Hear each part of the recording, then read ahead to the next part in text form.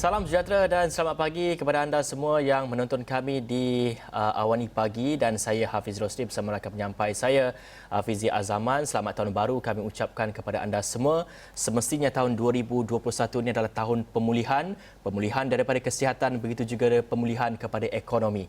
Dan kita melihat kepada trend pekerja pada tahun 2021 memperlihatkan cabaran besar menanti mereka yang baru memasuki pasaran buruh, terutamanya golongan graduan. Dan menurut Ketua Ekonomi Pusat Kajian Pasaran Buruh Masa Hadapan Perkasa Profesor Madya Dr. Yusof Saari, di era pemulihan ekonomi ketika ini, industri menyediakan pekerjaan untuk mereka yang separa mahir atau tidak mahir, sekaligus menjadikan persaingan lebih sengit kepada graduan. Jelas Dr. Yusof, graduan yang mahu memasuki pasaran buruh boleh mempertimbangkan untuk menceburi bidang yang lain dari kelayakan masing-masing atau mencuba bidang yang lebih fleksibel dengan kemahiran yang baru. Dan antara bidang yang turut disebut ataupun turut dicadangkan oleh Dr. Yusof ialah sektor pertanian, Fizi. Ya, dan tapi kita nak lihat juga bagaimana anak muda dan juga belia boleh berinovasi pada tahun baru ini. Dengan itu kami bawakan dua belia yang boleh menjadi inspirasi kepada belia di luar sana.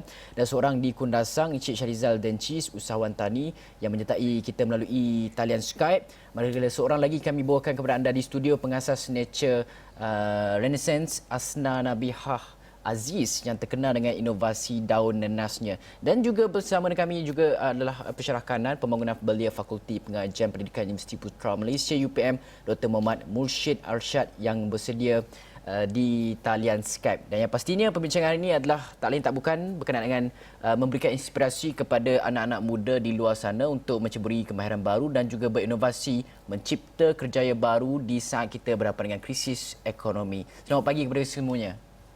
Ya, selamat pagi. Selamat pagi semua. Selamat tahun baru 2021. Baik, kita teruskan kepada Syarizal terlebih dahulu. Syarizal, kita ingin menyoroti semula tahun 2020 selain kita mendepani isu kesihatan, isu ekonomi juga turut suram. Apa yang Syarizal pelajari dan mungkin ada pembaruan kepada perniagaan Syarizal sini? Silakan Syarizal.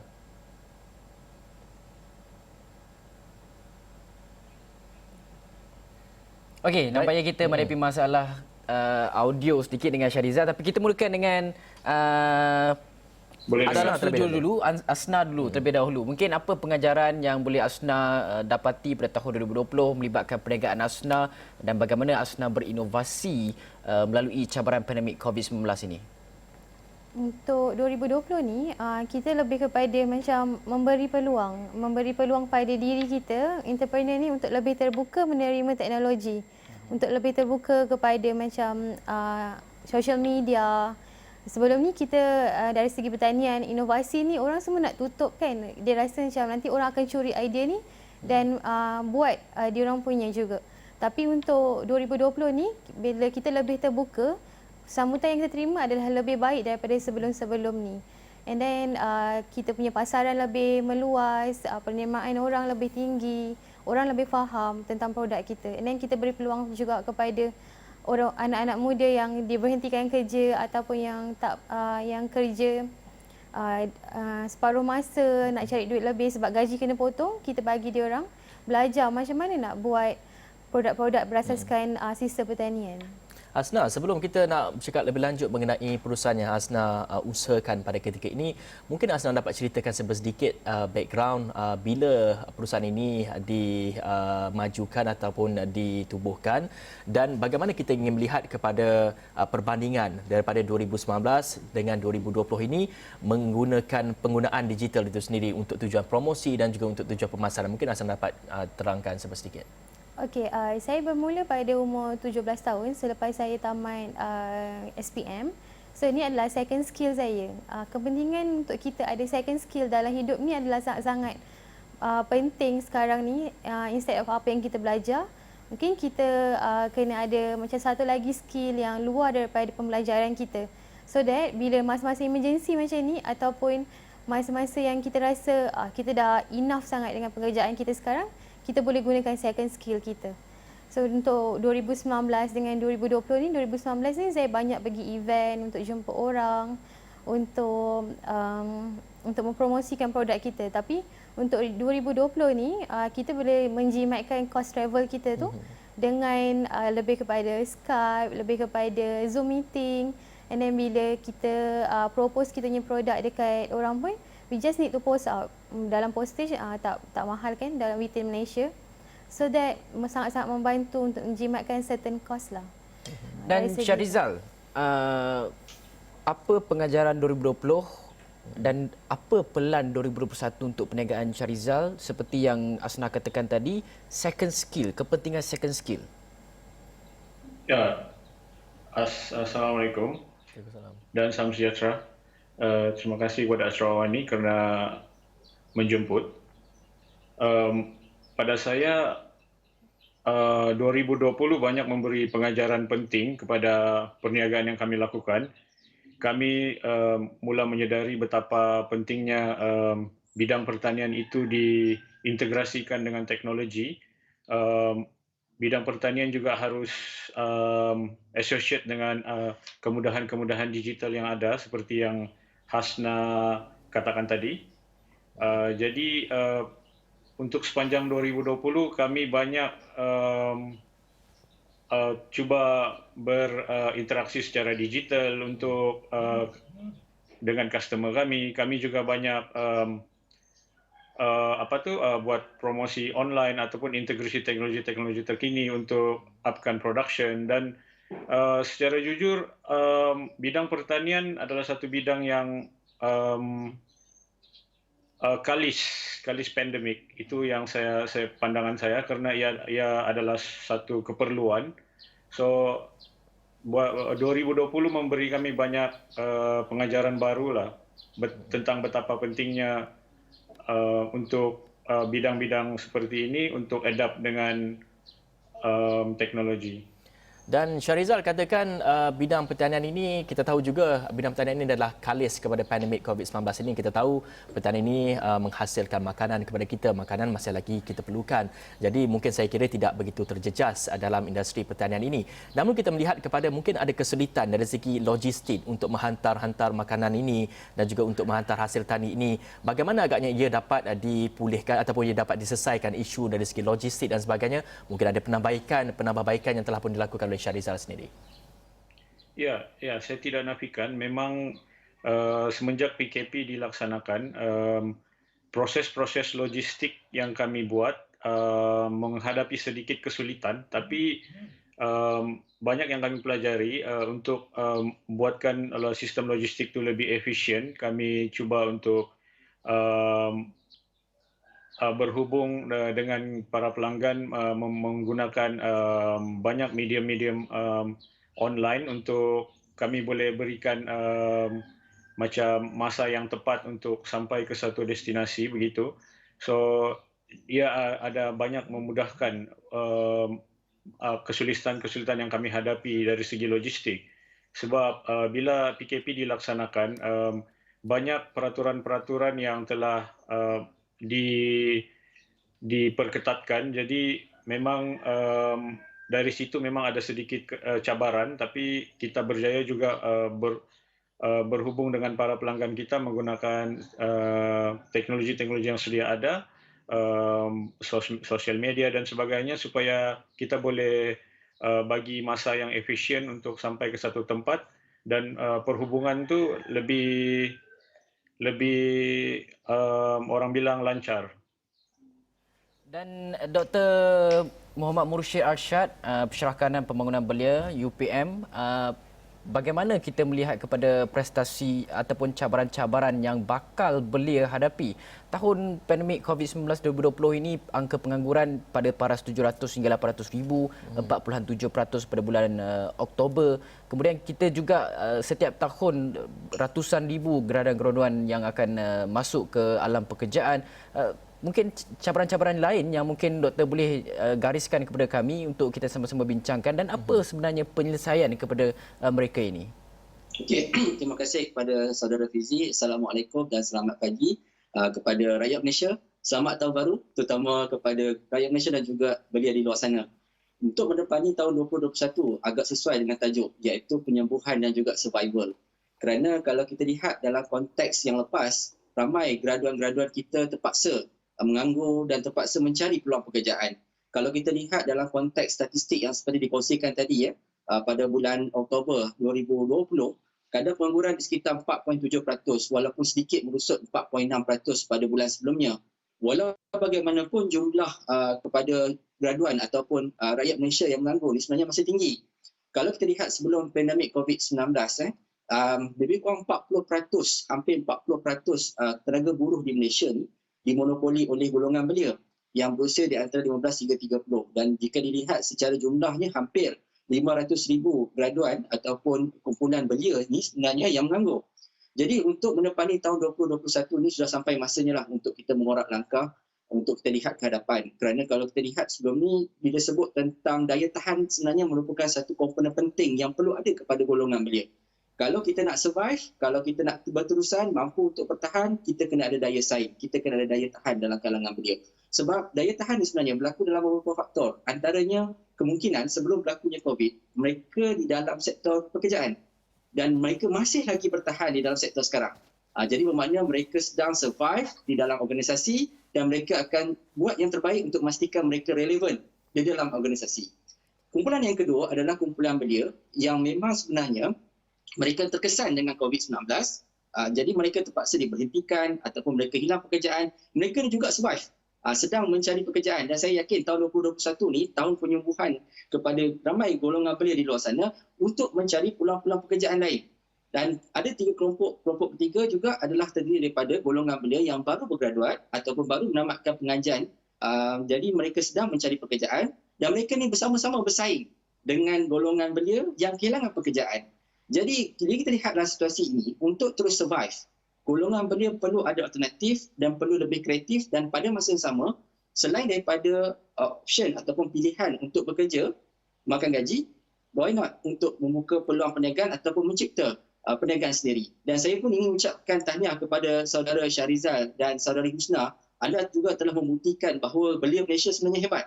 Belia Malaysia sebenarnya mampu untuk berdikari. Walaupun dalam konteks sekarang orang banyak mengatakan bahawa golongan belia asyik menunggu bantuan-bantuan kerajaan dan sebagainya, anda telah membuktikan bahawa sebenarnya golongan belia mampu untuk bersaing. Kalau kita lihat dalam konteks tahun 2021, seperti mana belanjawan yang diumumkan oleh kerajaan pada tahun 2021, banyak bantuan-bantuan, insentif-insentif yang diberikan kepada golongan belia. Antaranya program MyStep, iaitu Short Term Employment Program. Ada banyak program dipanggil program perantisan, insentif intensif pada majikan untuk memberi latihan, peluang-peluang untuk place and train kepada golongan belia. Termasuk juga insentif-insentif golongan belia untuk memperkasakan bidang-bidang ICT dan juga berkaitan dengan gig ekonomi. Walau bagaimanapun, peluang tersebut sebenarnya perlu disebarluaskan supaya lebih banyak golongan belia mudah. Kerana bila kita sebut tentang penyembuhan sebenarnya, dia memerlukan satu proses yang inklusif. Iaitu golongan belia sebenarnya perlu didedahkan dengan peluang-peluang begini. Dan saya tidak langsung, golongan belia juga bijak untuk merebut peluang dan cuba untuk menggunakan tersebut sebagai platform untuk mereka bangun dan maju ke depan.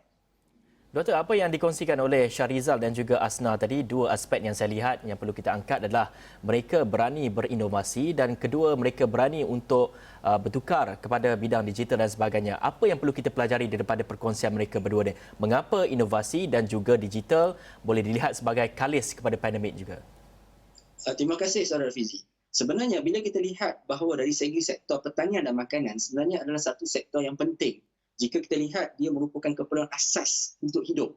Jadi bermakna konteks pertanian dan juga perniagaan dan juga dari segi konteks makanan itu sendiri menjadi satu indikator penting supaya benda itu perlu diteruskan dan akan menjadi keperluan kepada rakyat.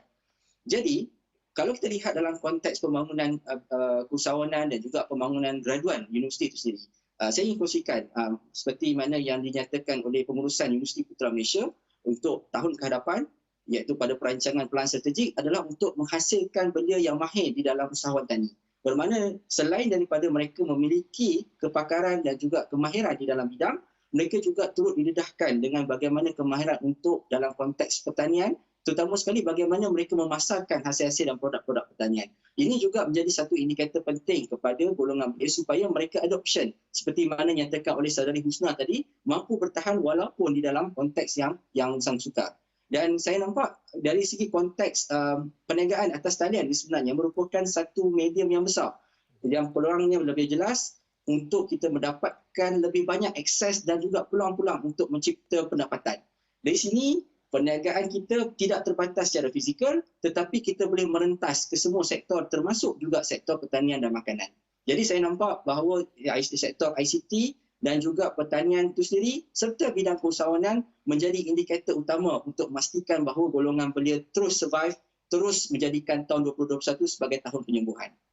Okey, baik, banyak lagi kita nak bincangkan bersama dengan 3 orang tetamu istimewa kita, penyembuhan tahun 2021 dan juga ketahanan belia itu untuk tahun depan. Tapi kita perlu berhenti rehat dulu seketika, kembali selepas ini.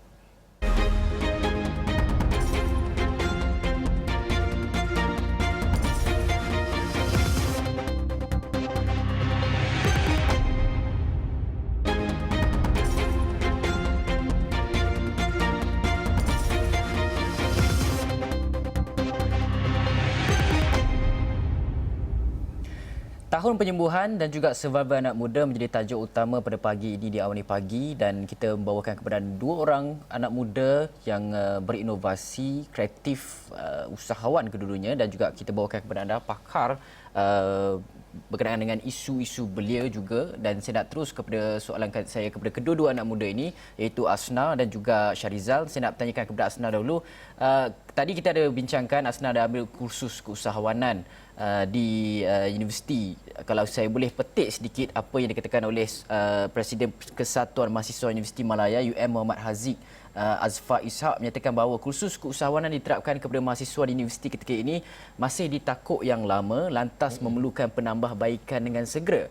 Pendapat usahawan sendiri, anak muda yang telah mengikuti pengajian dan kedua-duanya mengambil kursus keusahawanan di universiti dan juga kolej masing-masing. Asna terlebih dahulu, adakah sudah lapuk, adakah keperluan untuk menambah penambahbaikan kepada kursus keusahawanan yang ada di universiti? Kalau ada penambahbaikan itu, apa benda, apa perbezaan yang Asna dapati yang belajar pada kursus keusahawanan itu? Tapi apabila buat bisnes, sebenarnya ada banyak lagi perkara yang perlu diterapkan dalam kursus keusahawanan itu.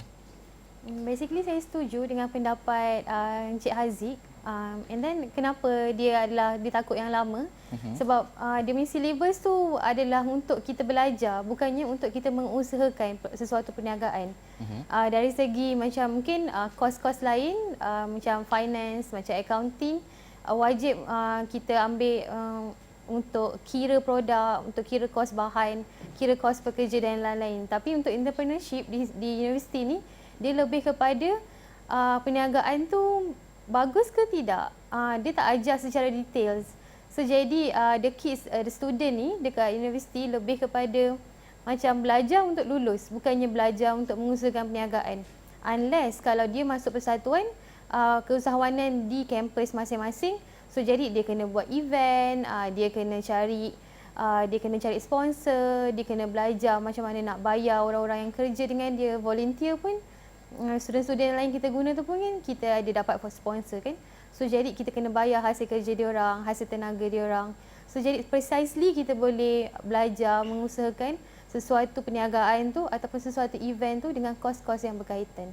Selain daripada belajar secara basic hanya untuk macam satu syllabus, satu semester, semata-mata untuk memenuhi kredit awal. Dan Syarizal juga menyatakan bahawa ada kursus keusahawanan di universiti anda. Jadi adakah terdapat penambahbaikan, adakah ia di takuk yang lama? Kalau ada penambahbaikan, apa penambahbaikan yang boleh Syarizal nyatakan kepada kita untuk sama-sama kita bincangkan? Fizi, itu soalan yang bagus. Sebenarnya kursus keusahawanan yang diberikan waktu saya belajar dulu di Universiti Malaysia Perlis, ia secara asasnya kursus keusahawanan yang basic. So kita ambil engineering, kalau kita nak belajar finance lagi, memang ia sesuatu yang tough. Tapi bagi saya, mana-mana mahasiswa sekalipun kena tahu, regardless nak buat perniagaan atau tidak, kena tahu macam mana menguruskan wang dengan betul. Jadikan wang itu sebagai kita punya slave instead of become kita punya master. So dan lagi satu yang penting adalah perlunya ada hubungan yang baik di antara universiti, institusi pendidikan dan juga industri, supaya pihak universiti tahu apa yang perlu disediakan kepada mahasiswa bila mana mereka keluar ke alam pekerjaan ataupun ingin memulakan perniagaan selepas habis belajar. So bagi saya macam apa yang Universiti Malaysia Perlis buat, mereka menghubungi saya untuk menjadi speaker bagi mereka pandangan tentang macam mana untuk memulakan sebuah perniagaan dari kecil dan membesarkan perniagaan itu adalah satu usaha yang baik bagi saya daripada pensyarah-pensyarah Universiti Malaysia Perlis. So bagi saya perlunya ada sinergi di antara industri itu dan juga pihak universiti supaya apa yang dipelajari di peringkat institusi pengajian tinggi itu boleh diaplikasikan di kehidupan yang sebenar. So saya rasa itu akan membantu seorang mahasiswa itu bila dia keluar ke dunia alam pekerjaan atau dunia sebenar, dia lebih bersedia untuk menghadapi cabaran-cabaran kehidupan lah. Dr. Mursyid, tadi kita dah dengar penjelasan daripada Syahrizal dan juga Asna melihat kepada kursus keusahawanan di peringkat college dan juga di peringkat universiti itu. Penting untuk bagi belia-belia yang mungkin mereka sebelum ini tidak mempunyai, mungkin belum ada lagi pengetahuan mengenai keusahawanan ini, jadi mereka dapat mengetahui keusahawanan ini melalui dengan kursus-kursus ini. Namun kita ingin melihat bagaimana mereka sebenarnya boleh memanfaatkan kursus-kursus ini, begitu juga di pihak universiti mungkin boleh mungkin ada rombakan sedikit mengenai silabus dan sebagainya, lebihkan kepada praktikal dan sebagainya, meliputi kepada apa yang Asna katakan tadi, ada dari segi sudut financingnya, sudut promosi pemasarannya, mungkin juga boleh diubah silabus itu. Dan juga itu bagi belia-belia yang berada di peringkat kolej dan universiti. Bagi belia yang tidak dapat meneruskan di peringkat kolej dan universiti, bagaimana yang mereka perlu lakukan untuk berjinak dalam dunia keusahawanan ini dan menepani revolusi industri 4.0, Doktor? Okey, terima kasih kepada Fizi. Kalau kita lihat dalam konteks bagaimana untuk menjenamakan semula program-program latihan keusahawanan di universiti, ya, saya sangat bersetuju dengan pandangan saudari Husna dan juga saudara Syahrizal. Perlu untuk kita lihat supaya proses pembangunan latihan keusahawanan di universiti juga perlu relevan dan perlu bertepatan dan sepadan dengan keperluan semasa. Jadi perlunya latihan-latihan tersebut disusun bukan sahaja mendedahkan kenapa perlu menjadi usahawan, tetapi perlu memberi latihan dari segi pendanaan modal, perlu memasarkan perniagaan, bagaimana nak mempromosikan perniagaan, dan juga strategi-strategi yang di belakang pengurusan-pengurusan dan urus takbir perniagaan yang baik. Jadi ini semua adalah satu komponen bagaimana dikatakan sebagai proses cross-skilling berkenaan, iaitu bagaimana untuk menyilangkan kemahiran yang dimiliki oleh belia, terutamanya belia yang berada di pengajian tinggi, untuk mendapatkan pendedahan tersebut, dan mereka sebenarnya mempunyai potensi yang luas sebaik saja bergraduat di universiti. Saya tertarik dengan konteks, sebab kalau kita lihat dalam fokus pembangunan belia di Malaysia, belia sebenarnya ada 8 jenis kumpulan sasaran, dan salah satu dia adalah belia pengajian tinggi. Tetapi terdapat 7 lagi kumpulan sasaran belia yang di luar sana yang perlu disantuni. Jadi perlunya untuk kita lihat bagaimana belia-belia yang selain daripada berada di dalam universiti pengajian tinggi, yang berada di kampung, berada di luar bandar, berada di kawasan-kawasan lain ataupun yang menamatkan pengajian di peringkat sekolah saja, bagaimana proses-proses tersebut perlu dibangunkan.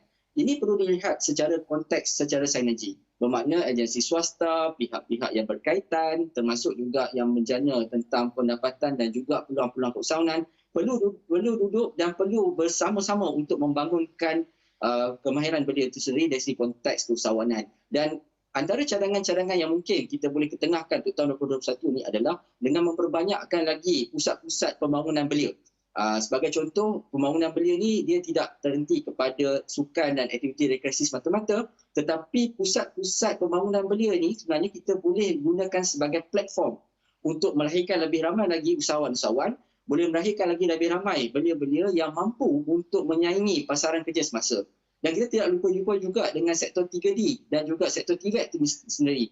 3D iaitu pekerjaan dirty, difficult and dangerous. Ketiga-tiga komponen ini sebenarnya merupakan intipati yang mana ramai golongan belia merasakan ia tidak popular. Tetapi sebenarnya ia adalah satu permintaan, ia adalah satu demand yang tinggi sebenarnya untuk diceburi.